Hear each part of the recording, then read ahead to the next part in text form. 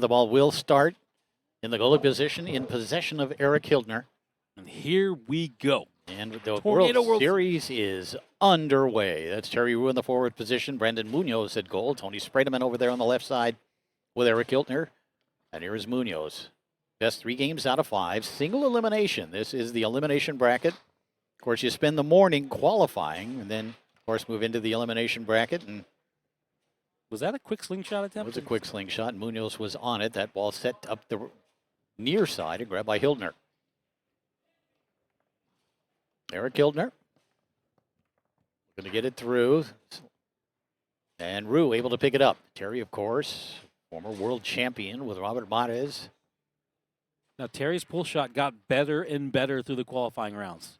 It got nasty. By the end of it, he was just...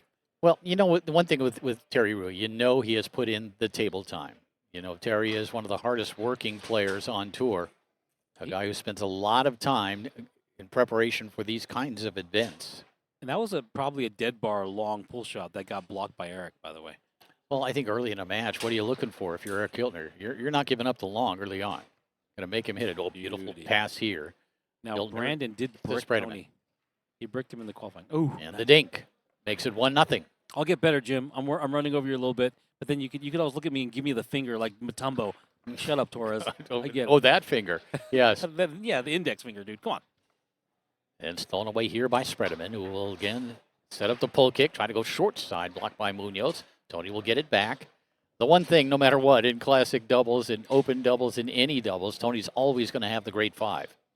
Try to go through that lane, can't connect, picked up here by Munoz.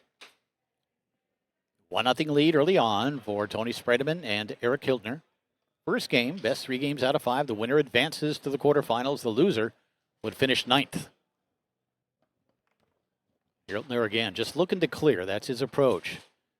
You'll see Erik at times look to score the ball, and he is a guy that will score big shots in big situations. Right. Situational on-goal scoring. Otherwise, he's looking for the clearing attempt. And having a feel for that, an understanding for that, again, that only comes with seasoning, with time on the table, with time spent playing high-end foosball. Now, here's the question about Brandon. Can he wait longer than 5 seconds to do anything? Or 3 seconds. Oh, he waits 4 seconds here and slams it home. Watch this. The fake, and then the pull shot to that long hole. Beautifully executed by Munoz. So let me simultaneously validate and invalidate Brandon. Yeah. Like, he may be willing to pass. He may be willing to spray, but is he going to do it in longer than 5 seconds? Yeah. That can be a weakness if you know the guy can't wait longer than 5 seconds to do something, right? Nice pass. Rue back along that near wall. Will bring it across and set up the pull shot, which is legal in classic doubles. Shooting against Hueltner. Again, the long, but then Erik tried to grab it and knocked it right back into his own goal. Watch this. The block, and then the own goal on that near corner, and the frustration from Erik. The millimeter coming off and going back on was the difference between getting that save. Yep. That kind of thing will frustrate Erik because he takes incredible pride in his ability to stop that kind of stuff. That's right. But like that is the lovely thing about foosball. The 1 millimeter, he came off and on the ball, and that ball snuck in the corner there. Foos TV and Inside Foos Productions are bringing you the 2024 ITSF Tornado World Series here at the beautiful Westin Hotel in Dallas-Fort Worth, Texas. 2-1 lead early on here for Rue and Munoz. And I guess Brandon these days is a resident of Louisiana. Along with Terry, probably in the same neighborhood. Yeah. And that one's another going to get through to make it 3-1. So Rue and Munoz off to that quick start as they really needed to be.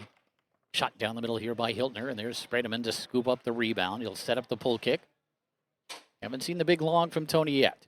But that angling split, look at that. You saw Munoz, watch this. He switches into the standard, but it doesn't matter as he's able to slice that one to the corner to make it 3-2. That one sliced on goal by Munoz. That's 2 here in this opening game. You know what's funny? This reminds me of, you remember when Tommy Atkinson was the great Tommy Atkinson, Mm-hmm. God bless his soul, wherever he is. He was so lethal that he could do everything in 3 seconds, and it worked. That's right. Because Brandon, I wonder if it doesn't matter if it's 5 seconds. Well, no, and that's like Munoz is the only other player I think we've ever seen that can basically get away with taking 3 seconds. We were always amazed that Atkinson could do it, and now Munoz. Again, with those quick reads and the quick reflexes, although the turnover here taken away by Spredeman. 4-2 lead here in the first. Tony trying to go with that little hesitation slingshot off the outside wall, taken away by Munoz. And this would be an occasion where you would want Munoz to take some time. Yeah, I want. And the pull shot quick- down the yeah, middle nice. by Spredeman to make it 3-2, or Well, rather 4-3. What we're looking for, you guys, just as a matter of education, can Munoz wait longer than 5 seconds to do something? And another shot on goal by Munoz. And what you don't know in the player's mind, does he think he's waiting longer than 5 seconds? I know, that's right? funny. Yeah. But at times you have to. You really do have to. And even Tommy Atkinson, the aforementioned great Hall of Famer Tommy Atkinson, God bless his soul, Wherever he is. needed at times to be able to slow it down. You have to. Yeah. And Tommy, of course, 5 world championships, and at times during those world title runs, had to slow it down, had to have a feel for the situation. And Munoz has shown over the last couple of years that he kind of does and will need to. 4-3 lead here in the first game in favor of Rue and Munoz. Brandon. And again, another situation here where you want to take some time. Brandon has it stolen away by Spredeman. Tony will set up the pull cut. The what? Pull kick and then slice it home to that short corner, or even at 4. I saw these guys playing the qualification rounds, and Brandon bricked Tony. One thing we are noticing is the score rack on the far side is set up backwards, and the timeout called here. So let me finish this thought. Yeah. All right. So Brandon bricked Tony in the third game. He bricked Tony. Now Tony is a foosball genius, Yeah. a foosball savant. It is always going to be a question of what was Tony going to think about with this match. And you see Tony playing he might have shot one long, but he's been shooting a lot of All dinks inside. Yep. inside. So he's setting up. He's thought about it. Yeah. He's not going to make the same. I'm a fool. I'd go in and get beat the same time twice by the same person. Doing the Tony is same no, thing. Exactly. Tony's no fool. So we're going to see if So, Tony. technically, by definition, you are insane. Oh, yeah, okay, there you Yeah. go. Here's Munoz putting the ball back into play. Oh my gosh, what was that? Try to work it along the outside wall, blocked away by Spredeman. Munoz a little fortunate to get it back, and then Tony with a steal. Spredeman, Oh, tic-tac, reverse. pull kick. It's 1-0. Boom! Now here are the challenges with not being a classic goalie. Yeah. I think that he failed to clear a couple of times. I don't want to embellish the count, but it seems Call them steals, call them turnovers. Whatever. Yeah. like there's a situation where waiting 14 seconds and then doing something off speed. Yeah. Like a goalie might think, I'm going to time and pass off Tony's 5 bar because he's not expecting it. I'm Totally. Gonna do off speed, brush, pass off his 5 bar, give it to Terry. That's the goalie mentality. It is, but how many times has Brandon Munoz actually played goalie, right? Yes, I mean, right. obviously in singles, but rarely in doubles. There's a little bounce It's a to the funky middle pass. pass. That's a funky pass. It's like a brush middle lane pass. I've seen Tony do it over and over this weekend. It's crazy. And again, Tony's game is evolving. Ooh. There's that Yeah. outside slingshot to make it 1. I can assure you Tony has been preparing for this match after the Well, loss. the other thing, too, again, Tony has moved to Europe. He lives in Bucharest, Romania. He is playing a lot of European tables. It's a different style. It's a different approach. And he is evolving and changing his game to some degree because of that. Spredeman. Try to go again with that slingshot. There's Munoz this time to get a man on it. And this is not the first time that Tony Spredeman, again, has played this style, not able to use the snake shot. On the Warrior Tour, he always used the pull kick, and he was the most successful player on that tour, despite not having his snake shot. Big possession here for Rue, and it's been a while for Terry. We'll set up the pull shot against Hueltner. Rue trying to come down the middle, block by Erik. Rue with a rebound. And stroking it home. Went right back to the well as he squared it off down the middle. It was a beauty, and Terry scored very well on Erik, and he's still scoring very well on Erik, but he's getting out-possessioned, and Brandon is frankly not doing his part. He's not clearing. So we got to see if that changes. But again, yeah, I think the point there is Rue is not getting a lot of possessions on that 3-row. Tony has dominated the 5 so far. Another opportunity here for the GOAT, for Tony Spredeman, who strokes it home. Dude, if he starts hitting that one, we're gonna be. This one's gonna be over. But he set him up early. Set him up with those short dings, with those split dings. With the inside, there's Munoz to the short corner. Don't leave out the prodigy. Don't leave out the young kid who's been playing for. There are pictures of this guy being carried by Moya and Tommy Bagley, like carried like a child. Yeah. And that just goes to, it speaks to how long. That dates it a little bit, doesn't it? Yes. With Moya in the picture, for sure. All right, big possession here again for Rue. Tied up at 2 here in the second game. That shot at him. Hueltner not giving up the long. Rebound comes back to Tony. Spredeman tic-tacking through the lane. Where does he go here? Looking inside, looking outside. He's looking outside. It drills that long for a second time in a row. Watch this. So Watch how deep this one Boom, goes. that's dead bar.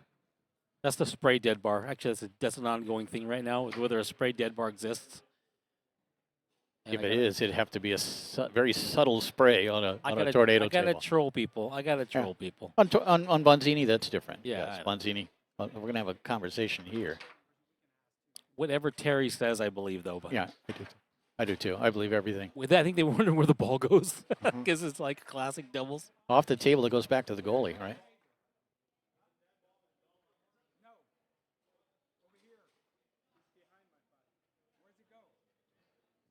Goes to the goalie, right? Yeah. Like, Terry is the best. Yeah. And whatever he said. He is a saint as well. Whatever he says, I believe. Yeah. Yes. Whatever. They're gonna Tony wants to make sure. That's fine. Tony's not playing around. Let me tell you what, dude. A couple of slingshots, a couple of dinks, and then 2 long pull kicks in a row. And this is not a good spot for Brandon and Terry, especially since they got. Did they get 2 slops on Erik or 3?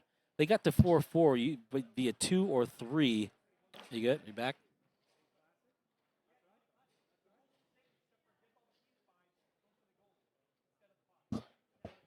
So we're trying to figure this out here, ladies and gentlemen, where the ball goes. And I think they're just trying to make sure that. Yeah, today is Friday. We are testing a little bit today. Yeah. So I love that. I just realized this. Brandon wearing a Maraz. Yeah. Is that a Robert Marr, or is that some kind of soccer player? I don't know. The last name is Maraz. Yeah, you might be right about that. There might be another Maraz. I do not recognize that as a Robert Mares. Between Tony and Terry, these are the most trustworthy, respectful of the rules guys. They want to make sure they get it right. They don't want any bad feelings. Yeah. So they're just going to make sure that ball goes in the right spot. They went to a dead area. We all have something to learn here.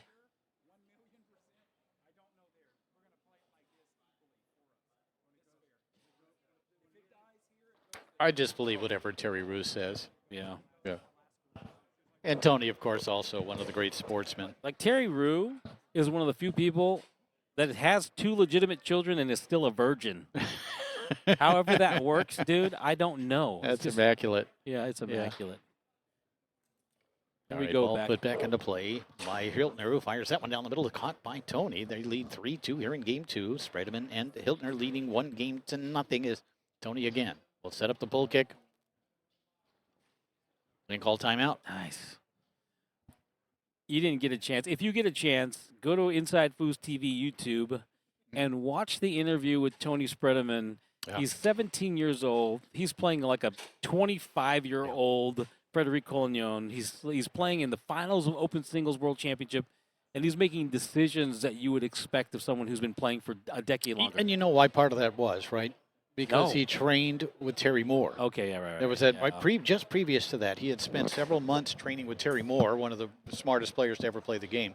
And so he takes methodical time out. Tony, ooh, look at that split. Somehow finds that hole down the hole. Watch this. Let's see how tight this hole is. Oh, look at that. Gosh, man. It's 4-2. And interesting, too, when you start with that ball back in the goalie position, a little bit of different strategy. Do you pass, more often when you're starting the ball on your own Jim, if it's me, you panic. What a great split. And there's Terry hitting it down the middle. Hueltner not giving him the long, and so Terry figured A or B, straight or middle. Goes middle here to make it 4-3. And the pick off here by Rue on the 5. Erik was trying to get that ball to Tony. Here's Rue. Look at they even it up at 4 here in game 2. That shot down the middle this time. Hueltner making the adjustment, but back comes Rue with a rolling pull shot. Watch this. Ripping it home to that long hole. Wow. With a recoil. Yeah, man. 4-4. Oh. Is that a 5-bar shot? I missed it. Oh. Like this. Here's Munoz. And somehow able to get that one through. Tony was trying to take advantage. Timeout called. Tony was trying to take advantage of Brandon going early and trying to get the steal again. Brandon was a liability in that situation, but he was fortunate to creep that ball over to Terry, who's taking the timeout. And if there's something to be learned here from you at home, Sometimes you get the ball and you should just take a second to think it through. Love Don't that. rush it, Nope, right? Don't rush it. Love that Foos TV split screen. That was awesome. 4-4 here in the second game. Big ball here for Rue and Munoz, and Terry can't connect on the pass. It comes back to Hueltner. Erik just looking to clear and picked off by Spredeman on the 5. Tony tic-tacking. Trying to go hard along the wall, taken away by Rue. Terry weaving. Hesitation, then nice. Beautiful ball pass, grade D, followed by a great offensive pass by Rue, who will set it up, looking to even the match in 1 game apiece. Terry Rue against Erik Hueltner, trying to go inside to that straight hole. Hueltner stayed home to make the block. Comes back to Munoz, who fires that one just wide. 4-4 here in the second. There's Hueltner being aggressive offensively. Unexpected and great that way. Going to the short side, here's Munoz. Hueltner with a rebound. Huge ball here, especially for Rue and Munoz. He's doing the goalie appropriate thing right now. And Tony wants a timeout. Tony said, let's call timeout here. Yeah. I love that look on Eric's face. So he went for the off speed, kind of like get it to my forwards 5 bar, and Tony wants the timeout. Tony's like, hey, you can see Tony stepping back, telling his goalie, let's just give it a second. And Tony's always had such a great feel for when to use a timeout. As Erik now will put the ball back into play. Still tied at 4. That shot down the middle on goal. Spredeman couldn't scoop it up. Maybe a jar in there somewhere. Let's see what they decide on.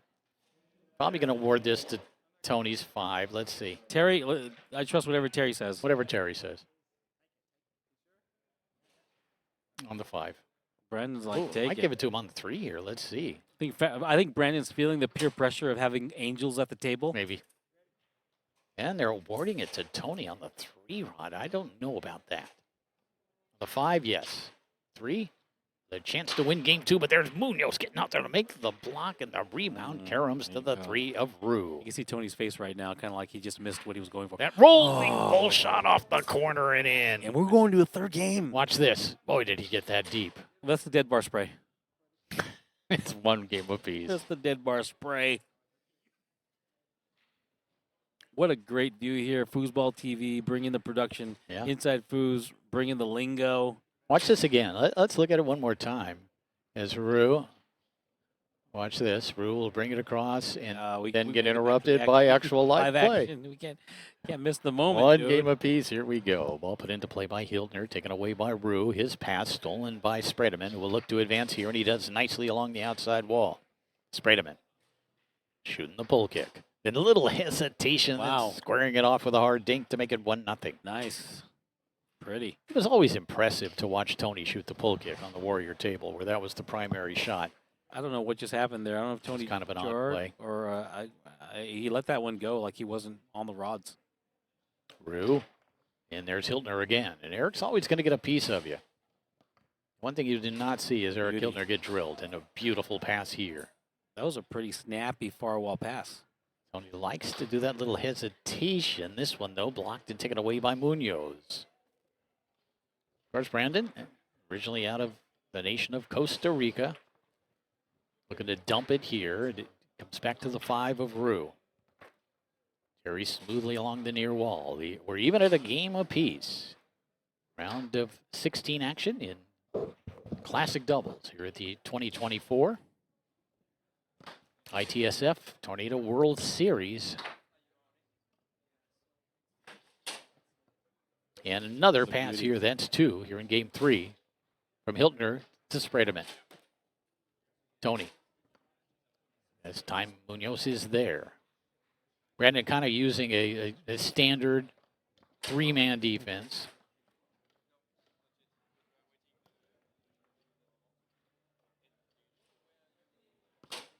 Hueltner looking to be aggressive offensively. Has that one blocked by the 5 of Rue, and it comes back to Erik, who sends that one up the table again. That's the 3rd pass completed here in this 3rd game, and angled in somehow by Spredeman. Watch this.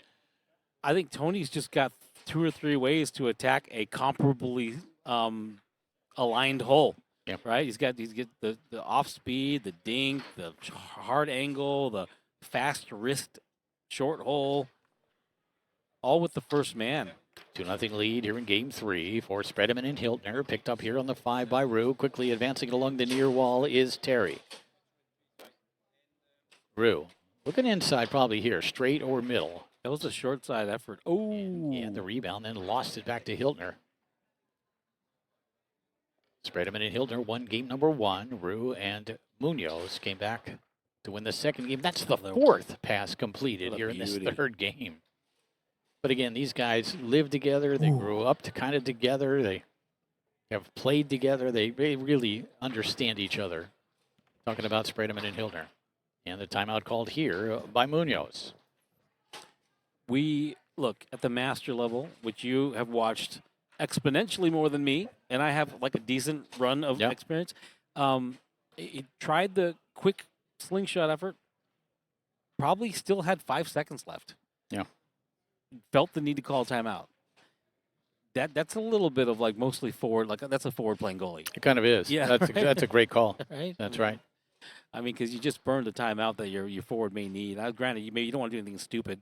Once you get in your head, I don't think there's ever a bad time to call a timeout, but you're right. I don't think a traditional goalie is making that call right there. He would do something a little differently, whether it's take more time or whatever, and there's a big pounding pull shot. And everything I said goes straight to hell because Terry scores a spray dead bar pull shot. And now 2-1, and taken away here by Rue. And it's 2-2. Is Terry able to rattle that one home? It looked like Hueltner was looking entirely inside. So let me tell you why this is very dangerous. If you're a goalie who's on a bad run, you don't necessarily want the ball back every time you get scored on. You're like, oh, man, I get the ball again. Off the back pin goes Munoz. Picked up here with the back pin by Spredeman, who quickly advances it through the lane.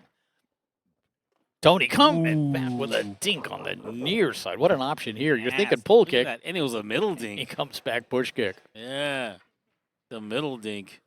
Now, we just saw Brandon do like a reverse pin singles shot. Like that. Think about that. If Brandon was playing singles, and he shot that pin, brush, shot to the goal, he's so fast with his hand speed, he could probably pick that up on his 3-bar or 5-bar.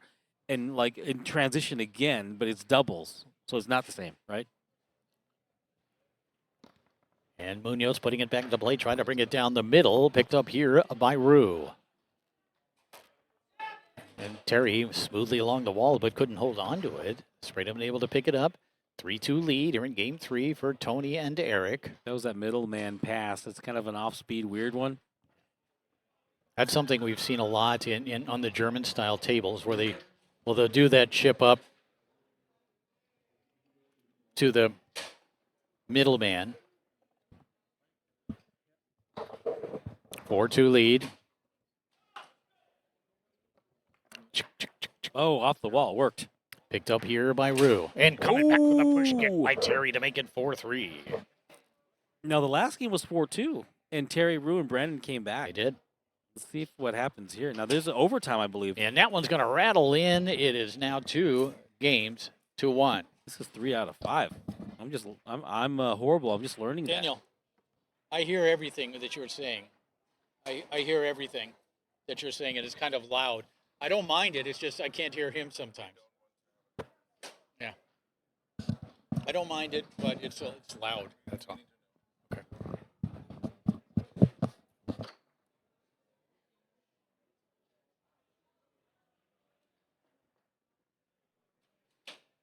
Two games to 1 lead for Tony Spredeman and Erik Hueltner are looking to stay alive in this classic doubles competition. And again, it is single elimination. You spend all morning, you spend the first half of the day qualifying to get into position in that elimination bracket, but then it's single elimination. Well, that's one of the neat things about this particular format. We've talked about it before on Foostak Live and other places, the Swiss system. You play a lot of foosball, no matter who. No one is out in 2. Everybody plays at least 5 matches and probably more in most cases. And so despite the fact that it appears to be single elimination, still you have played a lot of foosball. Oh, yeah. So they played 5 matches. Yep. This is Tony and Erik's 7th match because you played 5 to qualify. They played a match before this. Terry and Brandon had the bye. Yep. Now they're into their 7th match. Yep. Everyone here is getting incredible foosball experience as a gratifying. But let's get strategic. Tony and Erik got beat by Terry and Brandon. Now they get to take that data. That's right. Not unlike a double elimination and use it in the next round. And if and knowing, of course, Tony Spredeman, there is very few players in the history of foosball who are better at taking that information, making the appropriate adjustments and adaptations, and being successful with it. And of course, Tony always looking for information. Here we go, fourth game underway. Hueltner going to slow things down a little bit. The passing in that last game was off the hook. 4 completed passes from Hueltner to Spredeman in beautiful fashion. Erik.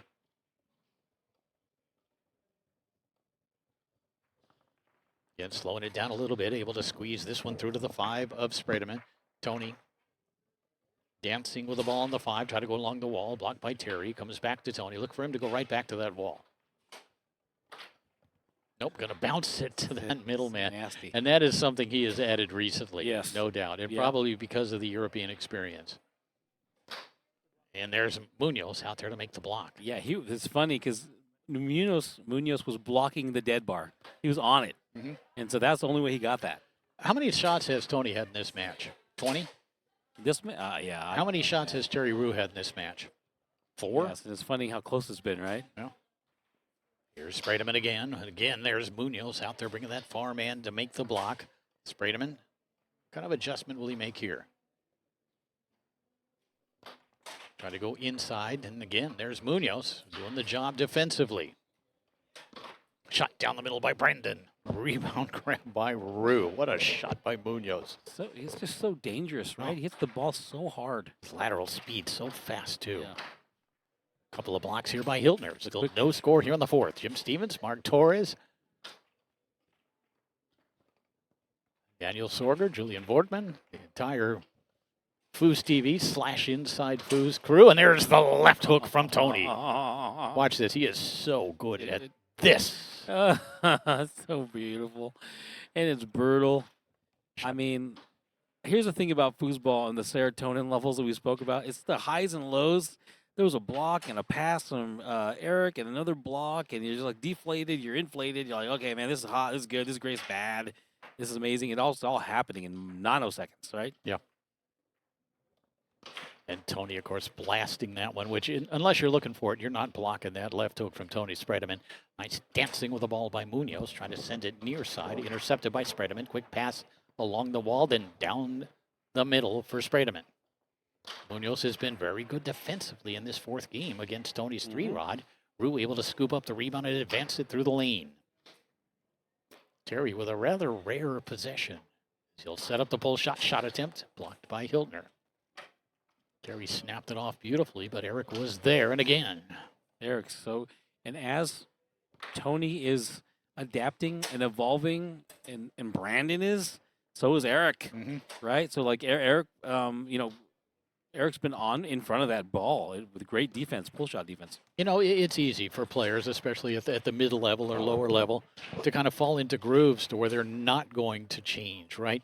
But you watch the way these top players evolve as a match goes on, as they adapt to the opponent and then adapt to the adaptation and evolve. It is really quite remarkable, and it's necessary. And there's that middle dink. There's a middle dink. Hey, you guys, on table number 2, let's watch this quick replay. What a beauty. On table number 2, we got the great women players out there. We got Hannah and Sully versus Gina Murray and Stephanie Justice. You can watch that over on stream, too. That's table number 2 stream. Star-studded women's match. And David Raddick. Oh, that match is just ending on table number. It's like C.J. Cannon and Jerry Todd over on table 3. Is that 3? Yep. Nice pass here, Munoz to Rue, and they got to get something going here offensively. They're down 2-1. They're down 2-0 here in the 4th. Rue finds the straight hole. It's 2-1. Watch this. Hueltner with that beautiful pass to Tony. Rue and Munoz trying to hang in there, down 2-1 in games, down 2-1 in score. Hammered down the middle by Munoz, blocked by Spredeman. A tic-tac pull kick, stolen away by Tony.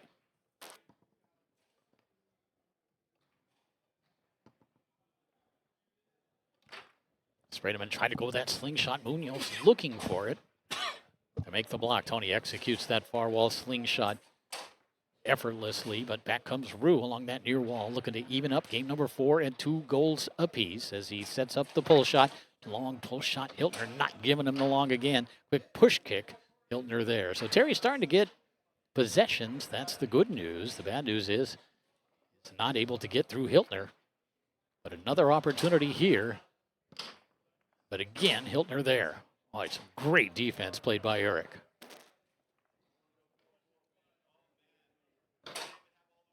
Shot down the middle, caught by Spredeman. Tony against Munoz. Next to get it rolling slowly. The tic-tac pull kick wide of the goal, up into the air and off the table. Still 2-1. Rather 2-0. 2-1 lead in games. Rather it is 2-1. 2-1 in games, 2-1 in score. Yep, they're able to keep that one out.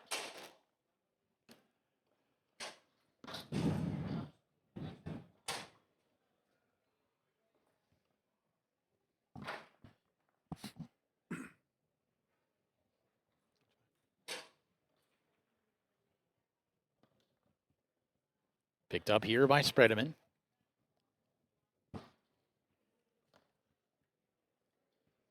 Rue looking to advance it.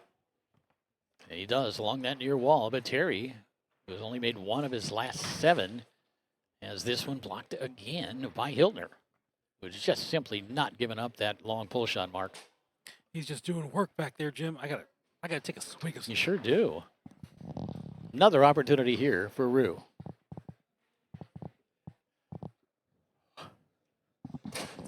And stroking it home here to make it 2-2. Stroking Terry it home. Took his time and executed that straight. Jim, sometimes late at night, I just thinking about you saying stroking it home. Do you? Okay, we're going to leave it at that. Hey, where are you going with this? What are we talking? Let's listen to this.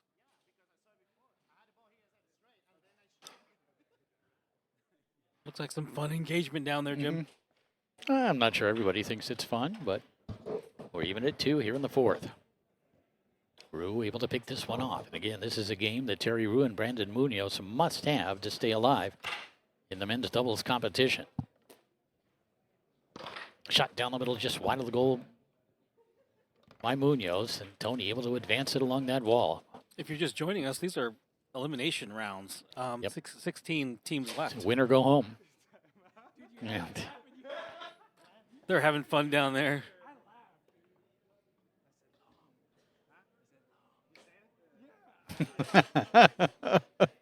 Tony said long after Munoz said straight on that previous one. That's good stuff. That's good stuff. This is better. Love the engagement. Yeah.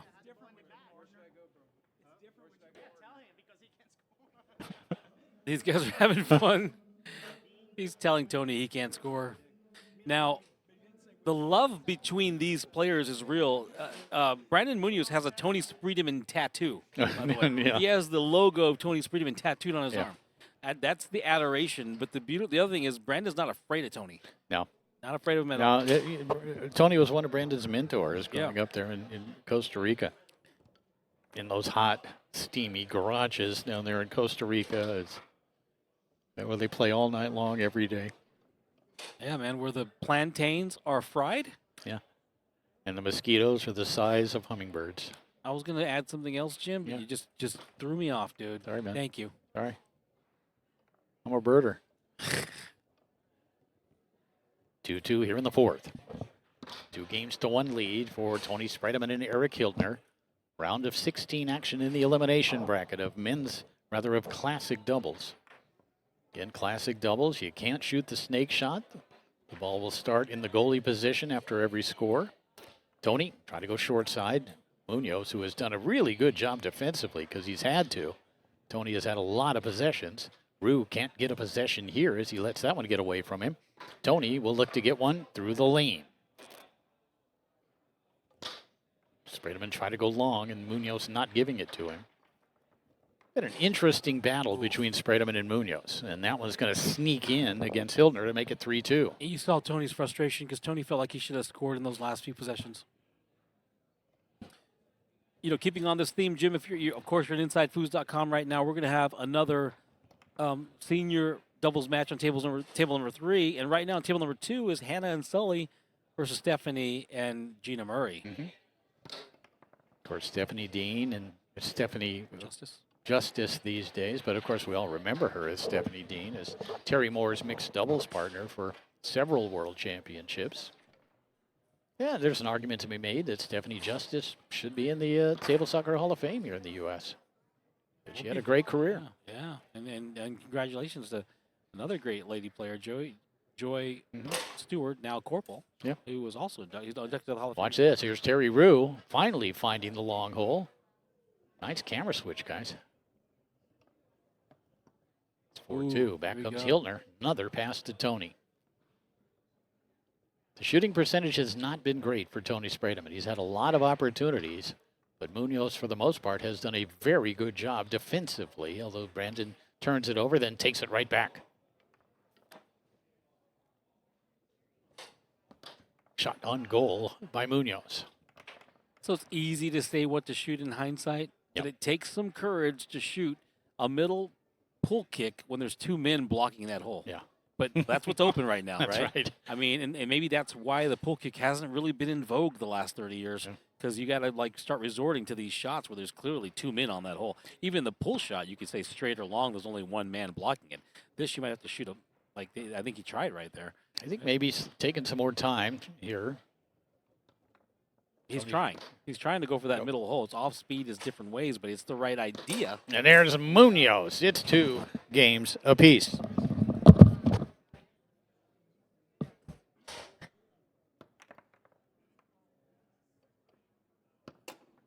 I don't know if Jim is, Jim's a little older. The prostate's a thing. I'm not sure if he's running to the urinal right now. I don't know. Hey, but here, look, you got me. I'm beautiful.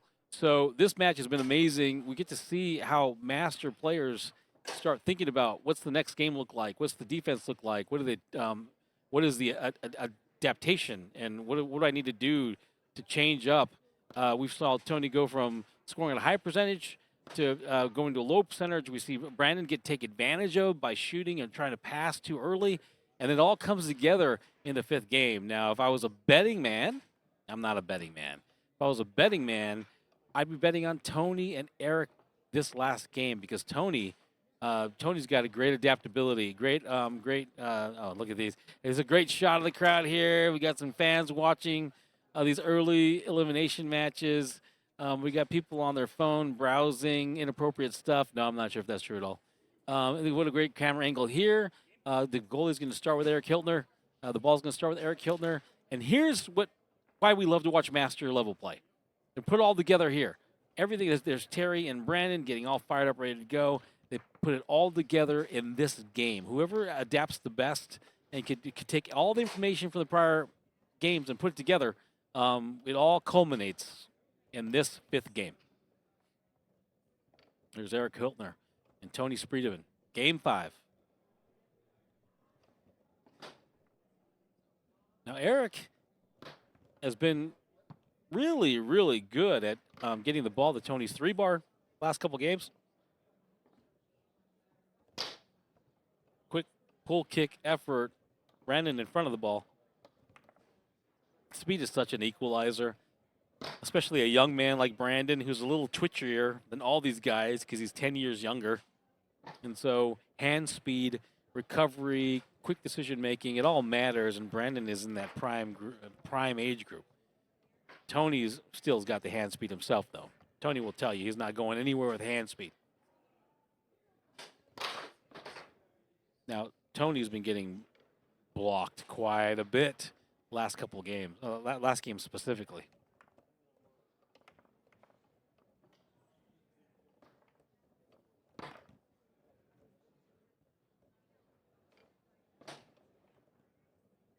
The steady Erik Hueltner has been successful clearing to that far side passing lane.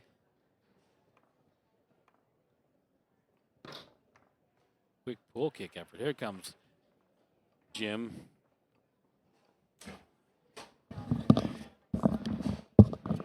Jim, I tried to carry this while you did you go to the urinal? Was that a thing? It was so fast. I'm worried about your hands. Oh, quick pool kick. Did you wash your hands? All right. Let's focus. Oh. 1-0 lead here in the 5th game. Jim Stevens, Mark Torres, Daniel Sorger, Julian Boardman. Happy to be bringing you all the action from the 2024 ITSF Tornado World Series here in Dallas, Texas. Saying hi here to the Foosball TV team. Just short. I mean, like, just a bit too long. I mean, There's Tony with a tic-tac pull kick to make it 2-0. Watch this. Brings it over once, brings it over twice. Did they forget to take a point? Was that a jar? I thought they slopped one in. What happened here? I don't know. I was at the urinal. And the short dink here makes it 3-0. Again, Tony squeezing it just behind the man.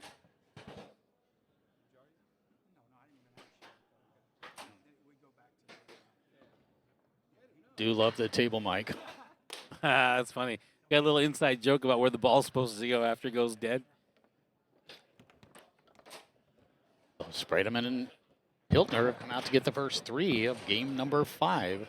Should we start off this match talking about, while you're at the urinal, talking about how 5th games are where masters have all their experience from the prior 4 games and is a culmination of all the adaptation necessary. That's really interesting. Yep. Right?